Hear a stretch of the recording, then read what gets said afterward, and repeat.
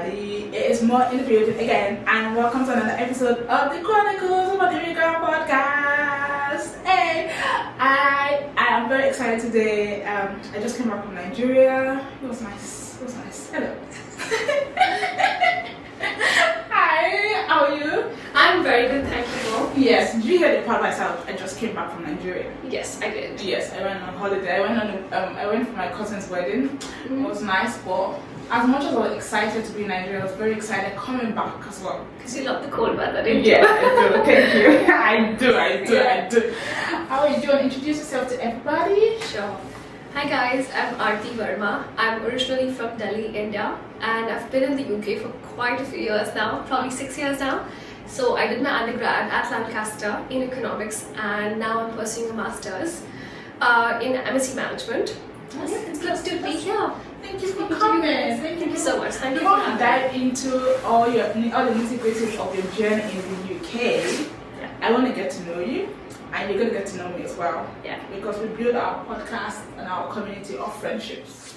So I want you to tell me 2 lies and 1 truth, and I'm going to guess the one that's the truth. Oh my god, okay. So, I've been to a lot of countries in Europe.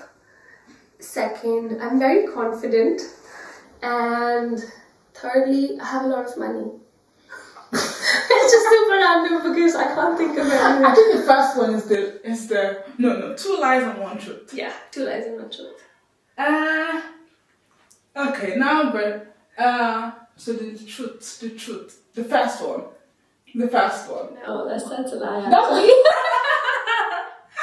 I haven't been anywhere. Really? No. You've been here for 6 years. I don't know what I'm doing, honestly. Like, I keep thinking about it, but then it never happens. So, You're telling me you've not been to you've not traveled since you've been here. so I've only been to US once, if that counts. But Yeah. that's it. Get out of here. We should send you out of this room immediately. You know, the Schengen visa is a bit of a problem. And every time I try to make a plan, there was just something with the other. Fair enough. I've tried to get the visa like 2 or 3 times, and I'm like, the last time I got to the embassy, Yeah. and I just walked out. I'm like, I'm done. That's me as well. I do it before reaching the embassy. I'm like, I'm done. I don't want to do it. Okay, so which one is the truth? Confident? I think you're confident. Yeah. No? Maybe. I am confident. Yeah, that's the thing. That's the truth, actually. Are you? Yeah. For sure. I think out of the 3 things, yeah, that's the most believable thing. I don't have a lot of money, for sure. Yeah. That's good. Guys love money. Is it that an Indian billionaire? Maybe. Maybe want to sponsor our podcast. Maybe I want secret money stashed somewhere. Like, I'm not the fun you guys. Sponsorship. I wish that was the case. Oh, interesting. Do you want to ask me mine? Or do you want to? Yeah, for sure. Please, go on. Okay. 2 lies Yeah. and a truth. Okay. I have a dog. Okay. My mom's name is Bumi, and okay, now how am I thinking so hard? My favorite color is green. You're wearing green, so I would assume your favorite color is green. Oh God! That's so easy. I just guessed it. To be fair, it's not actually my favorite color, Right. but I tend to go to the supermarket, to the mall, Yeah. and come back with everything green. That's me with black, actually. Hence the But I wouldn't say I like green, maybe you do. but that's the only thing that's very close to the truth. Anyways, I think I couldn't believe the first thing you said because you have a very busy lifestyle. So I just think that having a dog would be wouldn't be easy. So I just thought that's gonna be a lie for sure. fair. I'm gonna have a dog in the future. It's my plans. I know. I want to do that the same, but Yeah. I think it's a bit of a task to just like handle another thing, thing in the house. So Yeah, fair enough. Okay, so let's go into the nitty-gritties of your story. excited. So you said you came to the UK 6 years ago. Yeah. So when was that? 2018. It was 2018. And Yeah. you came to do your undergrad. Yes, I did. Okay, so how did that go? Let's take it from there. Well, long story. It's been many years now. I feel like a very grown-up person altogether. When I come, I just turned 18. Ooh. And I was very young. I came to the country alone. I knew nobody around me. and it was a bit daunting.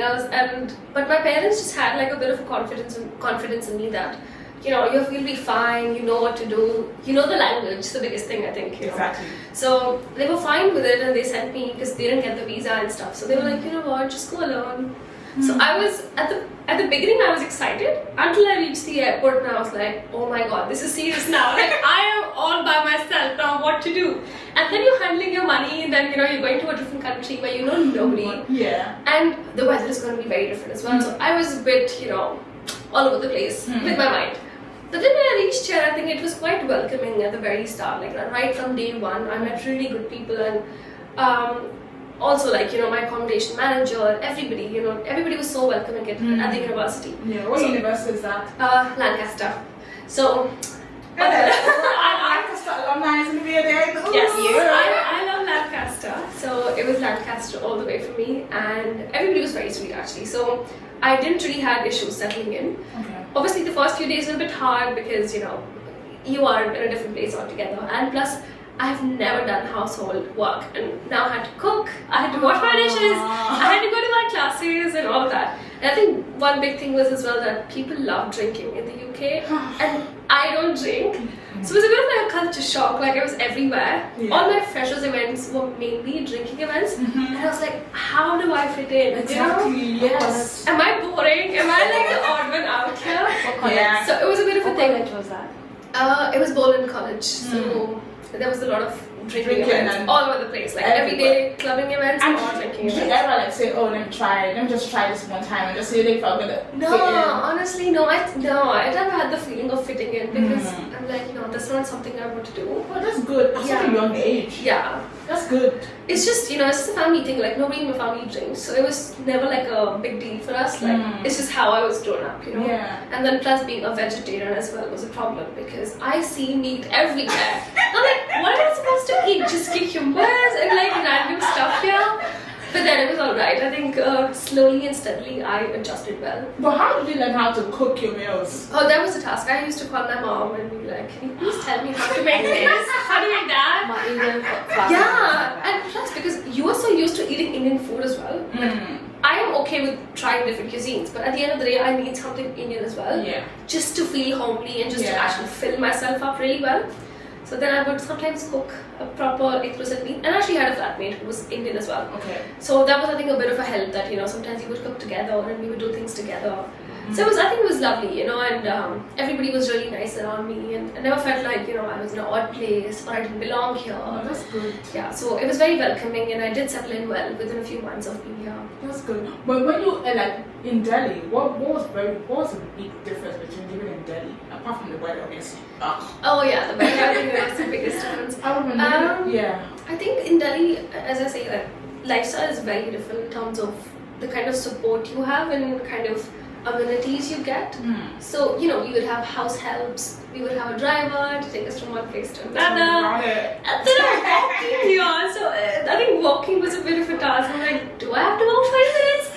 Hell no! Like, that was a big thing, and I think I still sometimes struggle with that today. Like, I hate walking. But yeah, I sometimes, you know. No. No. You can't actually call yourself a British, English, whatever. Yeah. An English person if you don't know how to walk. I know. Like 30 minutes walk is just there. It's just there, but honestly, it's like 25 minutes. It's not just there, so it's always very long. But I think it was lovely. Like, I mean, I definitely got used to it. But at the start, it was a bit of a, like, you know, a culture shock or whatever. Like, you know, oh my god, like, I have to go everywhere by myself now. And then obviously not having anybody around you. Like, obviously you make friends, but it's not the same, you know, like, it's different. You're like, oh, you have family, you have brothers, and, you know, you're constantly being annoyed or, you know, like, being told things, do this, do that. And then you're there trying to figure out your whole timetable and, you know, like, trying to set, like, a schedule for your own self. Yeah. So it was a big change personally, culturally, and you know, I think it also was like emotionally very heavy as well. Yeah. Because you're always with people, and then you're like all of a sudden around you. There's nobody around you.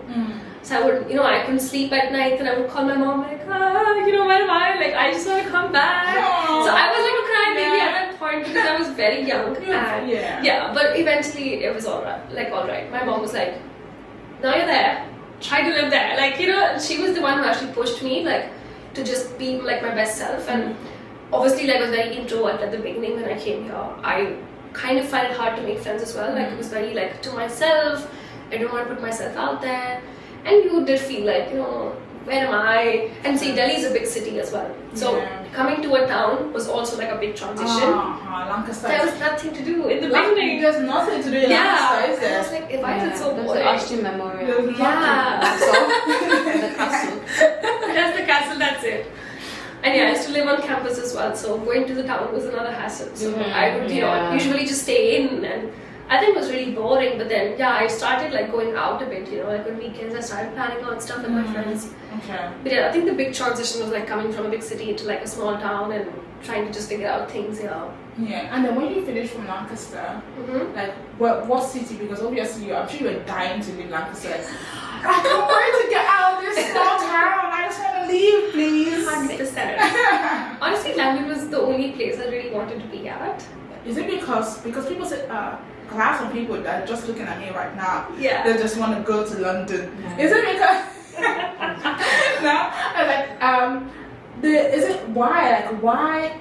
What did you feel like London was the place? Do you know that about Manchester, there's Birmingham, there's Leeds, there's so many other places? I think London is quite rich in what it has to offer to begin with. Like, I mean, in terms of their community, like I see so many different people from different places. It's there in Lancaster as well, but to an extent. Like back in like 6 years ago, it was much different. Like after COVID, I think there's been a surge of international students. So when I came initially, it was very different. Like there was a lot of people from local people, not like people from other countries. So I think London in general was like, oh my god, there's so much to do. Like there's so many cafes. You go down the road and there's like five different of them. And 5 is just a small number as well, Like, so I felt like there's so much to do. The city has so much to offer. You go on a walk. You were at London Bridge, London Eye. It's just like I think I have to blame Bollywood as well a bit here because they've really romanticized these places. Painted London to be such an epic place. 100%. To be fair, London it is beautiful. It's a beautiful place, but I feel like London gets too busy too quickly.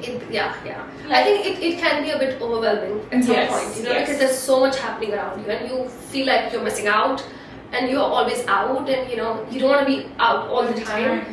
But then I think I like that sort of busyness, especially because while I'm young, you want that sort of hustle bustle around you. You're like, oh, I want to do this, a big city, and it gives you the drive as well. But then I think more I'm maturing, the more I'm like, aging. Aging? What do you mean aging? I mean, just like, I don't know, 18 plus 6. I'm doing the math here. I'm like, I think the more I grow up, I'm more inclined towards being at a quieter place. Fair. But I think by the time I'm 30, I think I would appreciate Lancaster even more than I do now. But while I'm young, I just want to be in a good place where it's lively. I have things to do on the weekend. I have a lot of friends that I can go out with and stuff like that. Yeah. So what did you when you moved to London? What did you do? I actually moved for my job. So I got my job before I graduated. Actually, what job is that? I got a job at an advisory firm as a tax analyst, and I worked there for over a year. And it was a sponsored role as well. So that was interesting. And I moved there in 2022, September. So that's when I actually started the job, and this was before I graduated as well. So how did you find that? Like finding the job market, like how were you able? 2022. Yeah, it was just like post-COVID, everything was recovering. To be honest, it was difficult, but I was continuously doing my applications right from the start. Like I was very, like I want this because that's something I was preparing myself up for. And I did not have much experience as well because I just came out of school and I just was here, and I went to US for 3 months for some work, and which was a very interesting work actually. I actually worked as a unit counselor for one of the summer camps in the US, and I was working with kids. So that was for 3 months. I was in Massachusetts, in New York. So my weekends were quite lit, I would say. What were you doing with the kids? So basically, it's like a summer camp, right? So you just like organize activities for the kids. You do, and I was literally living in a forest with like insects. And I'm telling you, it was the most scary part because I hate insects. And I had spiders or everywhere when I was sleeping. What made you want to do that? To be honest, I mean, one of my friends, she insisted that, oh, I think it's a really good opportunity. You know, we'll get to go to the US and we live in the like, city and blah blah. I did not go very deep into it. I was like, you know what? It just sounds nice. Let me just do it. I'm going to I was New free. York. Yeah, I was like, I'm just going to New York. I don't care. I'm going to get the visa. You know, they're going to make it easier for me as well because they were going to sponsor. Okay. So I was like, you know what? I'm down. And I love challenges. I love like doing different stuff. Like I'm always up for new things. But I didn't know how what I'm signing up for initially. But not that I regret it. It was very fun. Like I think just dealing with the kids after a point was a bit much. Like which was harder, dealing with the kids or the insects? oh, both. I think dealing with the kids were most hard because insects are like just there, you know, like they don't bother. You can just kill them, can't you? Just smash it. And the kids are so smart as well in America. They're like, they keep asking you questions. Why you do this? Why do you have this name? Blah blah. And I'm like, I don't have answers for these questions. Like, you're not my kids, you know. I wouldn't know that. But yeah, it was fun to begin with, and I made really good friends, you know, from all across. They had people from all across the world. I had a really good Jamaican friend, and you know, people from South Africa, people from Turkey. So it was like a very good cultural experience, I'd say. And I think I was the only Indian person who's ever been to that camp. So that brought like a lot of responsibilities on me, like to portray a good image of India. And I was like, I hope I did justice to that. I'm sure you did. I'm sure you have a very vibrant personality, so I'm definitely sure you did that. I hope I did. Yes. It was fun, to say the least. But that was the only experience I had, you know. We need to get you out of the United like yesterday. You need to be out. I you have been 6 years here and only I know. It's such a shame. That's why I don't want to be. Paris is just there. It's just there, I know. It's so hard to get there sometimes. You know? Fair enough. But wait. I don't know, when did Brexit start? Then let's go into that. It was like 2021. Yeah, 2021. So could you have travelled with your student visa? Yeah. Before No. Brexit? I couldn't have because we come on a tier 4 visa, so this is different. So we need to apply for the Schengen one separately. Okay, regardless. Yeah, regardless. So okay. it doesn't matter if it's Brexit or not. It's the same for us. Oh. Yeah, that's the demerit of having like a bad passport, I guess. Like a weak passport. Yeah, it happened if I'm Nigerian as well and I need to get I know. visa everywhere. It's a hassle. It's Even to Morocco, I have to get visa. Oh yeah, same for me as well. Yeah. But yeah, I think I did that in 2019, and then I finished my bachelor's, and then I got the job. I applied for it quite rigorously. I was on my application, I was doing interviews and stuff. It was a bit draining at one point. I was like, I just want to give up. And I think it's when you're about to give up, something just knocks your door. And it was one of those things for me as well.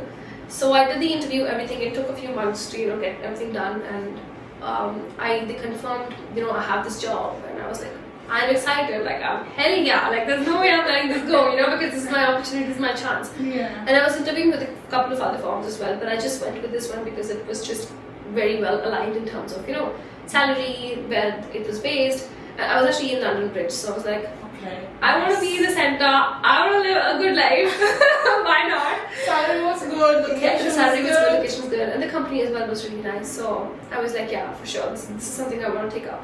And I started that job in September. I worked there for almost a year and a half, and I think it was fun, But then I think for me, it was time to after working there for some time, I realized what I wanted to do further. Okay. Like tax wasn't something I saw myself in, later in the years.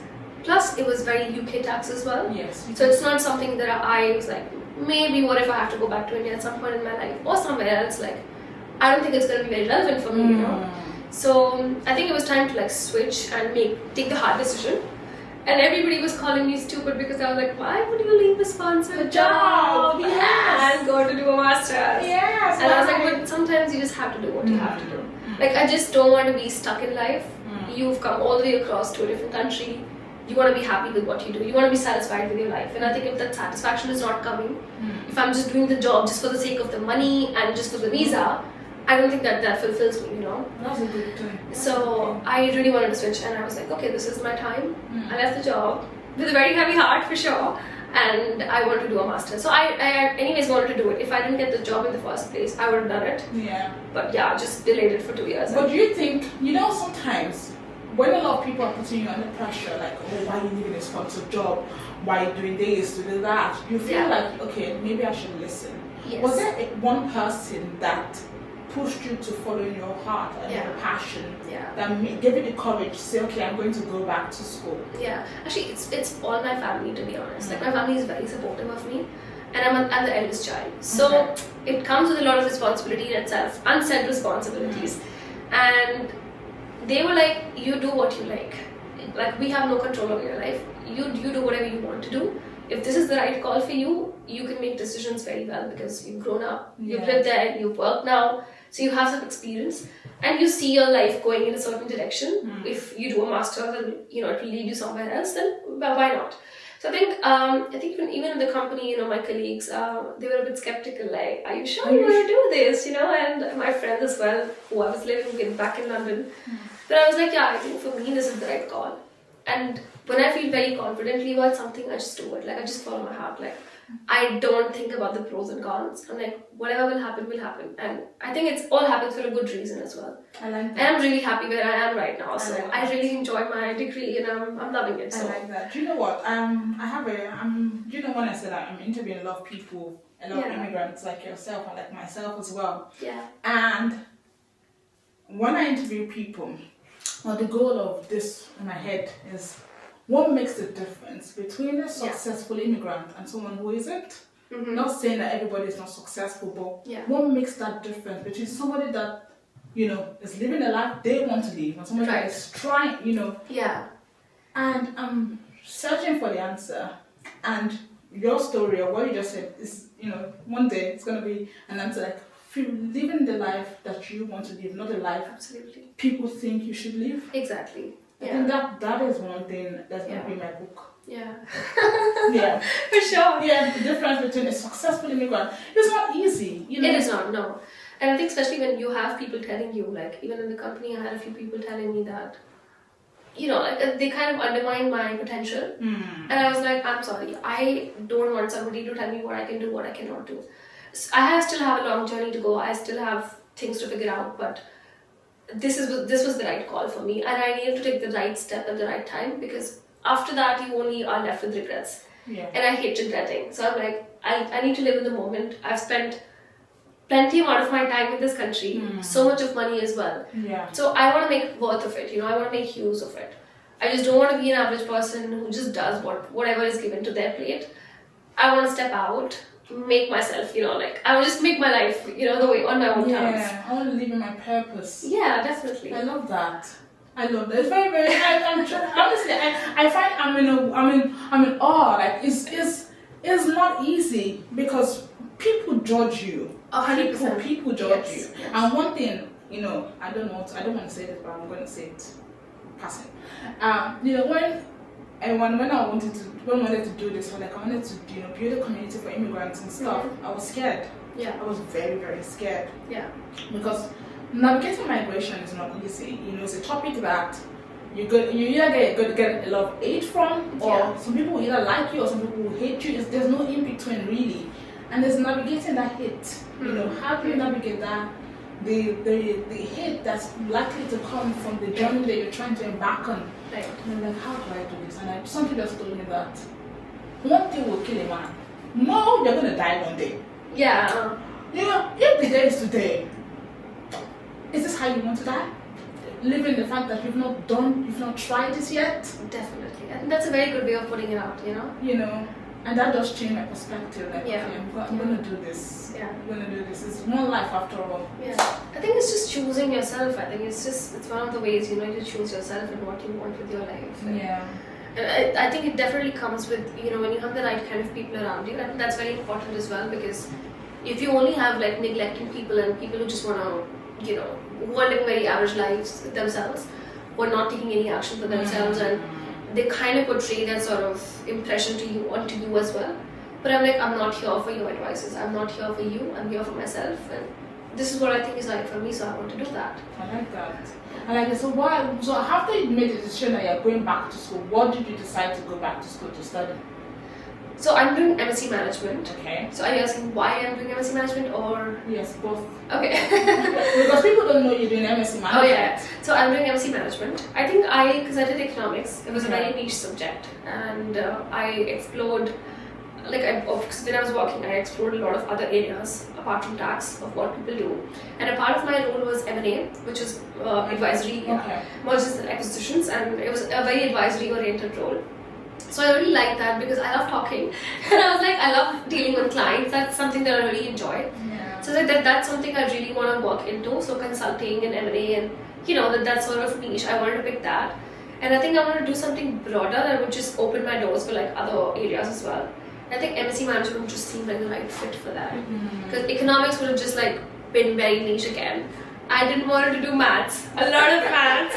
So I was like, I think this is the right pick for me. And again, I think Lancaster in particular, because I had a really great experience for my bachelor's. I had a really good time. I made really good friends there.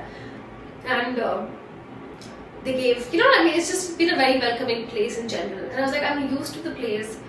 It's quieter. I can actually study there. If I'm in London, I'm going to be all over the place. I'm just going to be, going out on the weekends, doing this and that. So I think I just need a bit of a shift, to give a new direction to my life in some way.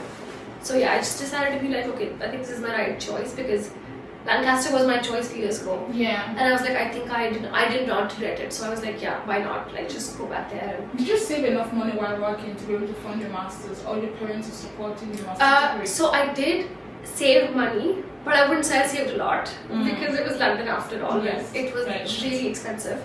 And I said I left my job early in the year as well, so I had a few months in between that I was, sponsoring myself and I was like working. So yeah, they are supporting me with this thing. They've been my number one supporter. Financially, mentally, emotionally, everything. Shout out to them. 100%. Yes. So they've been there constantly. But yeah, they've been supporting me. But they know that, I have potential that I will always, give it back to them in some way or the other. They don't want it back from me, but it's just a way of saying that. Thank you. Like you just do what you want, what you really like and you're passionate about, and if you want to study further, why not? Just go ahead. Are you very confident that because I got a sponsored job before, I'm definitely getting another one this time, or you're on the fence? To be honest, I think it really depends. I don't want to be overconfident that just because I got it once, I'm going to get it all the time. Because the market changes every now and then. Things were different 2 years ago, things are different now. And especially because back then I was applying for grad roles, so the expectation was a bit less. And when you do a master's, expectations are a bit more. Because you're competing with a whole lot of group of different people who are way more experienced, people with MBAs, who have done 5-6 years of jobs and they've done like big companies as well. So you're competing with a lot larger cohort, I would say.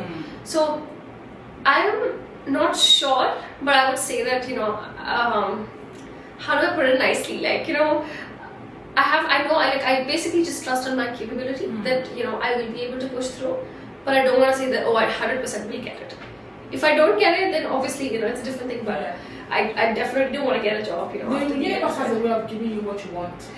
Manifesting. 100% manifesting. I think that's the word. Yeah, I think that's the word. Yeah. No, 100%. I think. But you started applying for jobs now. Yes, I would say partially.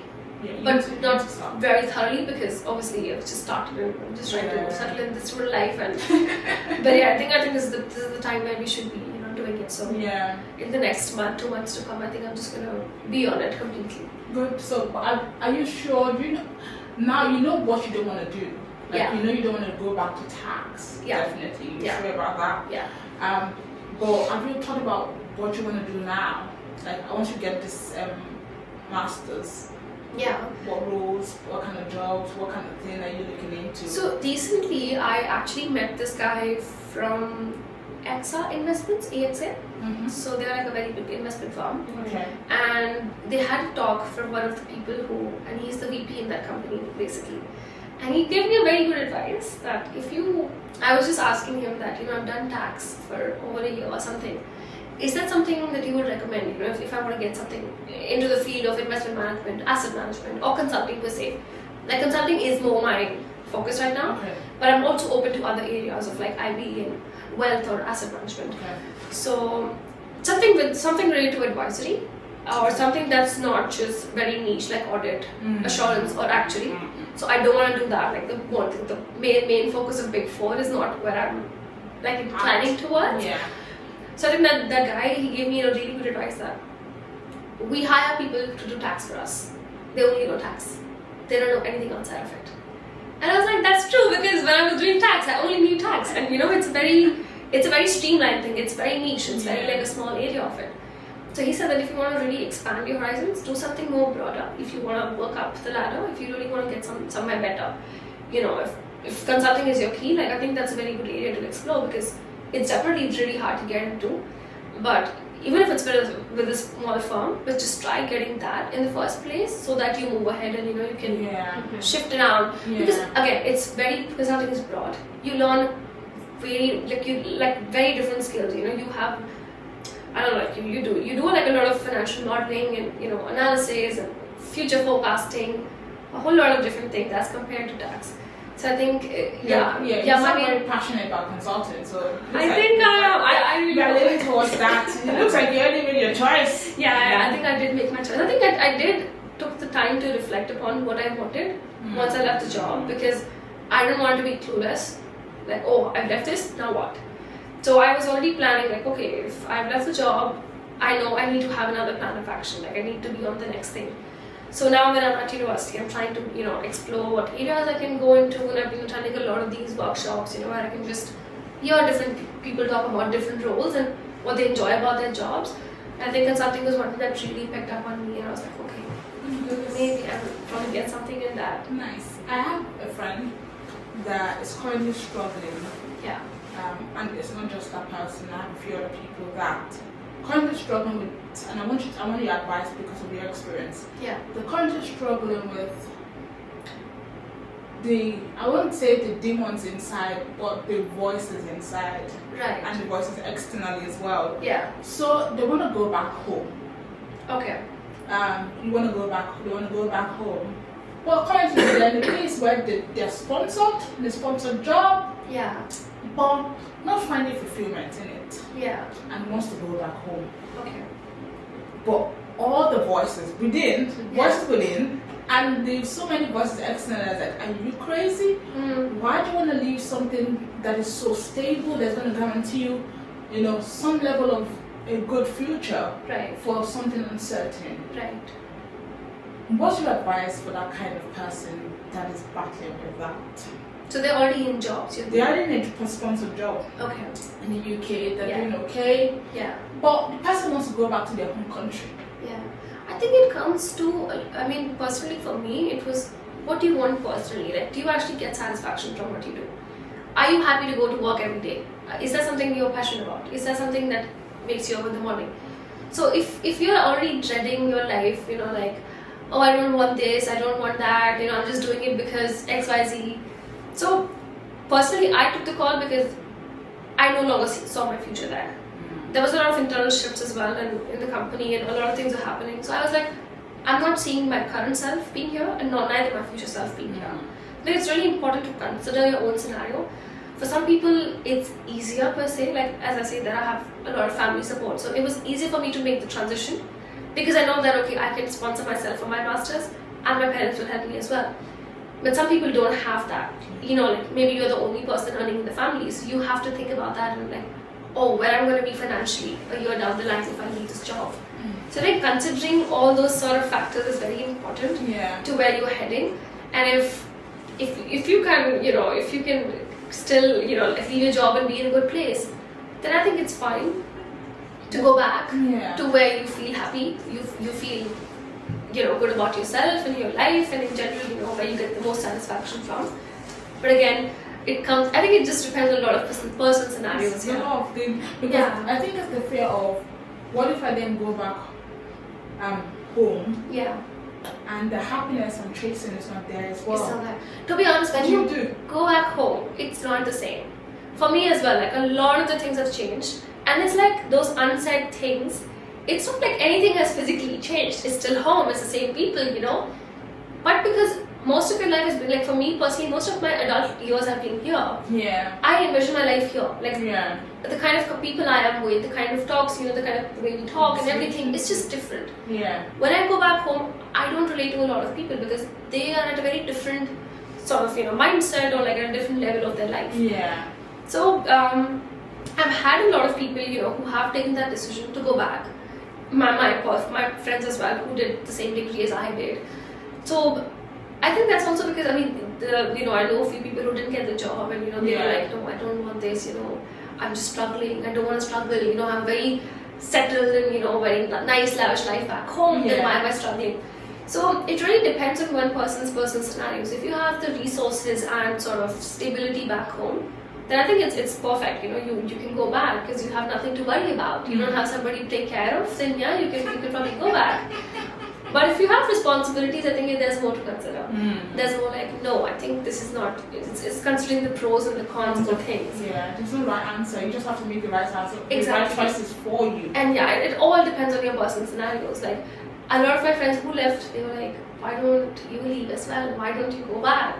You have such a good life there. I'm like, no, because the drive that I get here while I'm here, it's not like I love the struggle.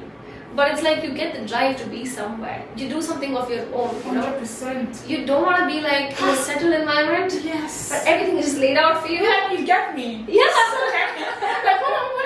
Like when I tell people, that when I went to Nigeria, I told people that, oh, I'm so excited to go back. They were looking at me like, huh? I said yes, because that is my life. Like I've built a life. I'm excited to go back to my life. Exactly.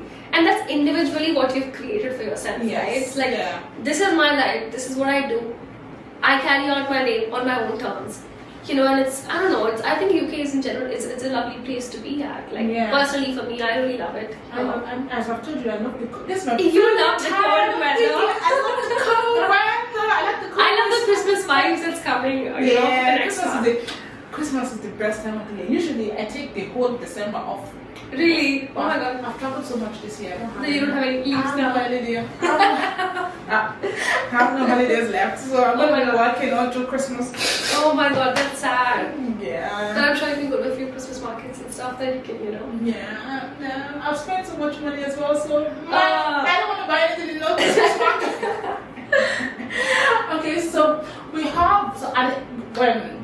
we wrap the episode, we talk about people's dreams. We ask what people everyone has come, everybody has shared their dreams with us. Yeah. One or the other.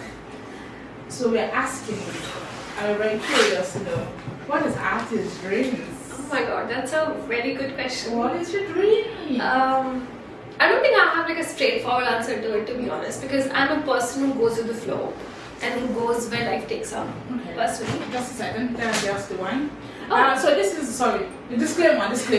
This is cranberry juice this time. We are using cranberry juice. So when you share yes, you're welcome. So when you share your dreams, after what you say, my dreams are valid, and we'll just class. Perfect. Yeah. Okay, I love that. So go. Okay, that's a very tricky question. What dreams are? There's no big or small dreams. Yeah. To be honest, in general, I just want a lot of satisfaction with where I am in life. Whether it be a job or whether it be having my own business at some point. So I do plan to have my own business at some point or the other in life. I don't want to say what exactly. No, tell us, okay. That's more like niche and I have more to decide on that. Okay. But 100%, I just want to be satisfied, if I've taken the decision to move 7 seas across, my country, leave everything behind, I definitely want to be happy with where I am, confident about my life choices, and just earn a lot of money and I think that's it. Just to be happy. 100%. Thank you so much. I love that, even though I have a cool butt. Yes, who doesn't want to earn a lot of money? We all do, don't we? Yeah, we love money. A lot of money. We need that, to be honest. That'd be just nice. Every time I just get in, just say, oh, I'm going shopping. And I don't have to check my account balance fast. Oh, yeah. I just stop the car, pop! That'd be nice. Don't you think? Yeah, I know. We don't have to think twice about it. Yeah, like that. So thank you so much for coming today. Thank you so much. Appreciate. And this is definitely not. This is not the last time we're seeing you. We're going to be seeing you often. We always tell people we are more than just a podcast. We're a community. Yes. Yeah. And I love that about this. Yes, community. So you're going to see my face very often. And thank you everybody for tuning into this episode. I hope you met Aarti, the beautiful Aarti, all the way from Delhi, not in the UK, enjoying our life. Very in India. Delhi, yes, all the way from Delhi. Delhi is in India. I say in the UK. No. Do you think Anyways, all the way from Delhi, you know, she's now in the UK, enjoying her life as an immigrant. She's, you know, she's loving it. She's just like me. She loves. I don't know if she likes the cool hair, but she likes living in the UK. I don't like the cold hair, I love the UK. So while on that, don't forget to like, subscribe, comment, share, tell a friend who tells another friend. This is the Chronicles of an Immigrant Podcast with Mo. See ya!